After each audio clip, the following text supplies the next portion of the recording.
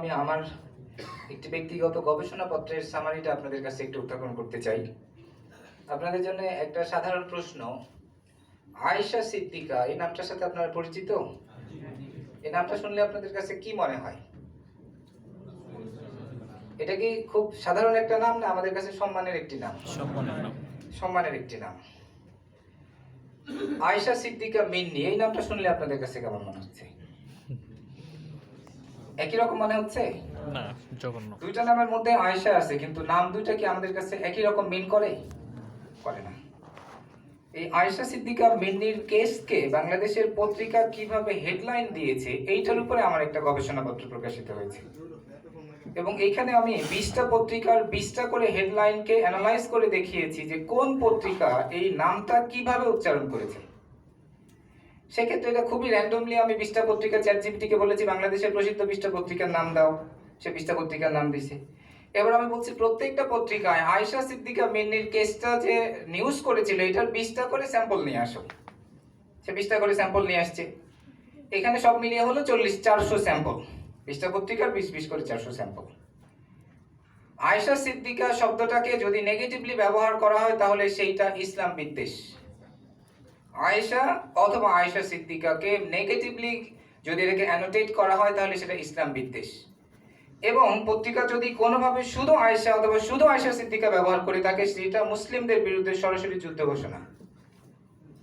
এই কারণে এই পত্রিকার অ্যানালাইসিস করে আমি যেটা দেখিয়েছি বা যেটা পেয়েছি সেখানে 19টা পত্রিকা নাম ব্যবহার করেছে আয়েশা সিদ্দিকা মিন্নি অথবা শুধু মিন্নি,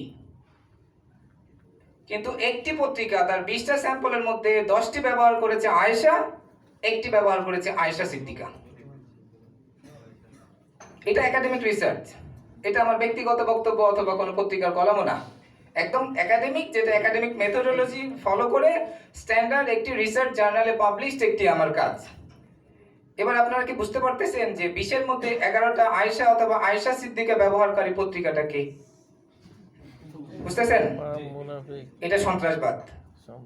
সন্ত্রাসবাদকে নতুন করে ডিফাইন করতে হবে, ধর্মীয় বিদ্বেষকে নতুন ভাবে ডিফাইন করতে হবে। মহোদয় দীর্ঘদিন বলেছেন যে আমরা কিন্তু সুশীল সমাজের অন্তর্ভুক্ত হতে পারবো না। আমি যতই পড়াশোনা করি না কেন আমি কিন্তু সুশীল হিসেবে কখনোই সংজ্ঞায়িত হব না। আমি মহোদয়ের সাথে ঢাকা ইউনিভার্সিটিতে আমরা পড়েছি মানে একসাথে না, মালয়েশিয়াতে একসাথে পড়াশোনা করেছি, আমি ইউকেতে একটা ইউনিভার্সিটিতে পিএইচডি করেছি, তবে আমি কিন্তু সুশীল না, কারণ সুশীলদের সংখ্যার মধ্যে আমার এই দাড়ি আর জুব্বা নিয়ে পড়া সম্ভব না। কিন্তু আমি বলতে চাই এই ইসলামের কোনো শব্দ, কোনো সম্মানজনক ব্যক্তি বা কোনো কিছুকে নেগেটিভলি উপস্থাপন করা নিশ্চিত একটি সন্ত্রাসবাদ। এটা অবশ্যই সন্ত্রাসবাদ।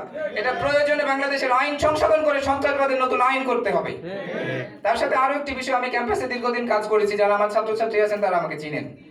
যদি কোনো মুসলিম মহিলাকে, নারীকে শুধুমাত্র তার পর্দা, হিজাব, নিকাবের কারণে হেনস্থা করা হয় তাহলে সেটিও সন্ত্রাসবাদ এবং সেটি যৌন হেনস্থা।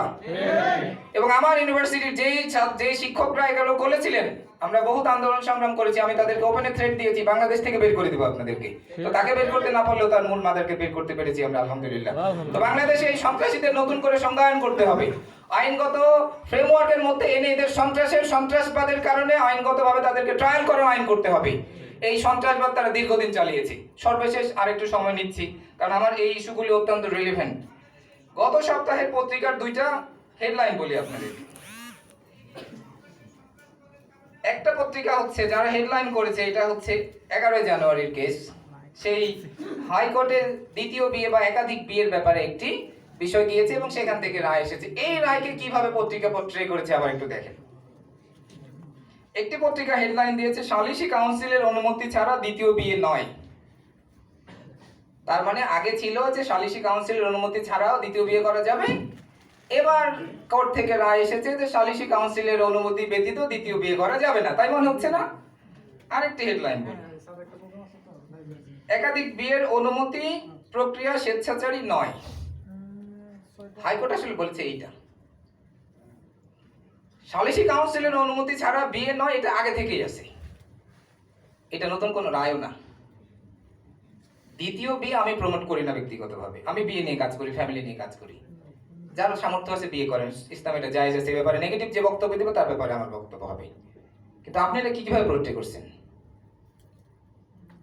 আপনি এটা প্রোটেক্ট করার চেষ্টা করতেছেন, এটা একটা ক্রিমিনাল অফেন্স। পত্রিকার ব্যাপারে, মিডিয়ার ব্যাপারে আমাদের অবস্থান পরিষ্কার হওয়া দরকার। এই সন্ত্রাসীদের আস্তানা বাংলাদেশে রাখা যাবে না। এই সন্ত্রাসীরা শেখ হাসিনাকে তৈরি করেছিল।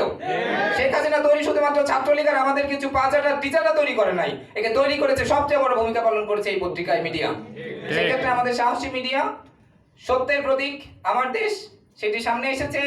আমরা জানি আমাদের সম্পদের উপরে কত রকমের জুলুম নির্যাতন হয়েছে, কিন্তু আমরা বলতে চাই আগামী দিনের এই সন্ত্রাসবাদ আমরা বাংলাদেশে কখনো সহ্য করব না ইনশাআল্লাহ। যেখানে আমরা সরাসরি কারোর উপরে হামলা করাটাকে তার নাগরিক অধিকার লঙ্ঘন মনে করি, কিন্তু এই সন্ত্রাসবাদ যারা যদি চালাতে চায় তাহলে তাদের মাদারদের মতো তাদেরকেও দেশ থেকে ত্যাগ করতে হবে, দেশ ছাড়া করাবে ইনশাআল্লাহ। সবাইকে সেই আন্দোলনে ডাক দিয়ে আমি আমার কথা শেষ করছি। আসসালামু আলাইকুম রহমতুল্লাহ।